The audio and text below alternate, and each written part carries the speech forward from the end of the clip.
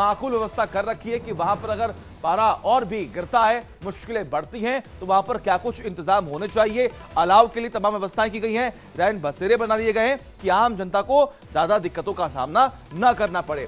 आगे बढ़ते हैं और बात करते हैं इंडिया गठबंधन से जुड़ी हुई कुछ खबरों के बारे में।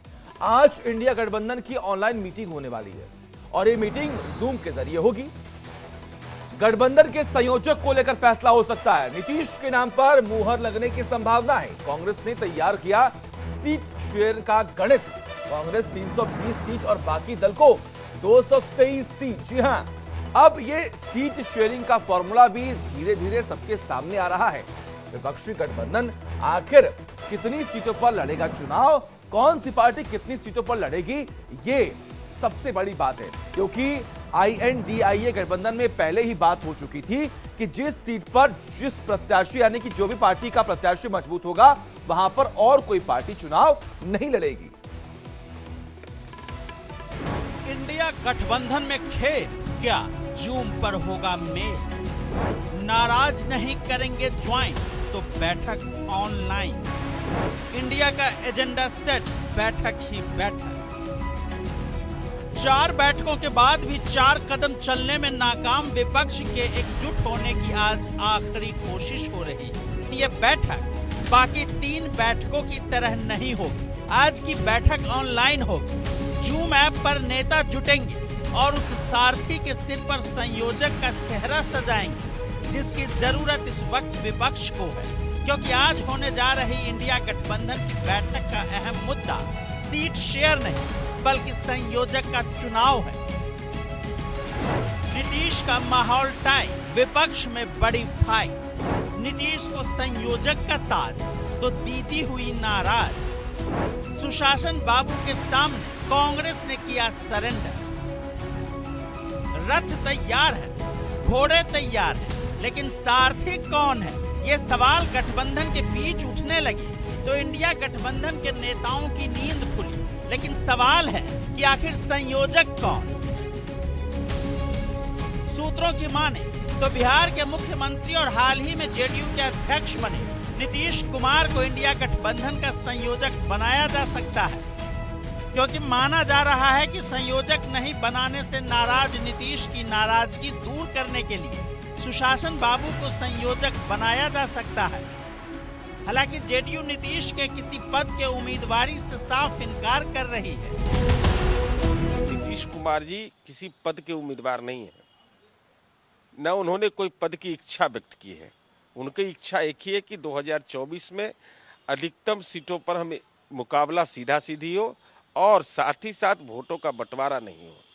अब नीतीश कुमार जी के व्यक्तित्व को कमतर कोई आकलन करता है, ये उनकी समझ हो सकती है, लेकिन देश का मीडिया हो या देश की राजनीति हो, वह नीतीश कुमार जी के व्यक्तित्व को समझता है। लेकिन सवाल है कि क्या नीतीश के नाम पर बाकी दल राजी होंगे।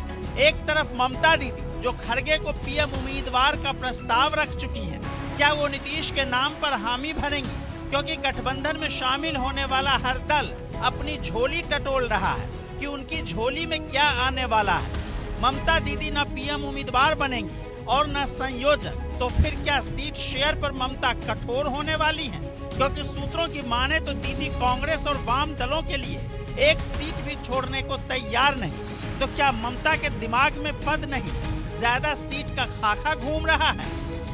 खैर, दूसरी तरफ कांग्रेस है जो 3 राज्यों में बुरी तरह हारने के बाद इस हालत में नहीं कि वो बार्गेन कर सके। इसलिए कांग्रेस की मजबूरी है कि वो नीतीश के सामने सरेंडर कर चुकी है, क्योंकि जेडीयू अध्यक्ष पद से ललन सिंह की विदाई और नीतीश कुमार के खुद अध्यक्ष पद संभालने के बाद नीतीश को लेकर हलचल बढ़ गई थी।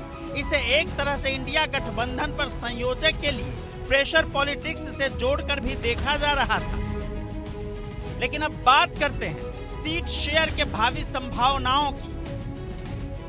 विपक्ष का सीट शेयर फॉर्मूला आया सामने। इंडिया को खुश करने की कोशिश।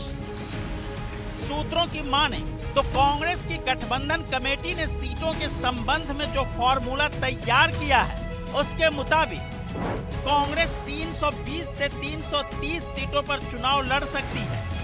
इनमें करीब 250 सीटें ऐसे राज्यों में हैं जहां कांग्रेस अकेले लड़ सकती है, जबकि करीब 75 सीटें उन 9 राज्यों में हैं जहां कांग्रेस सहयोगी दलों के साथ सीटों का बंटवारा करेगी। इनमें दिल्ली, यूपी, बिहार, झारखंड, बंगाल, महाराष्ट्र, केरल, तमिलनाडु और जम्मू कश्मीर शामिल हैं। सूत्रों ने बताया कि पंजाब में कांग्रेस और आप के बीच गठबंधन की संभावना बेहद कम है, क्योंकि गठबंधन होने पर अकाली बीजेपी दल गठबंधन को फायदा होने की संभावना है। लिहाजा संभव है कि पंजाब में दोनों दल बाकी 220 से 225 सीटें सहयोगियों के हिस्से आएंगी। इनमें टीएमसी 38 से 40 सीटें, समाजवादी पार्टी 65 सीटें, डीएमके 24, लेफ्ट 10, आम आदमी पार्टी 22।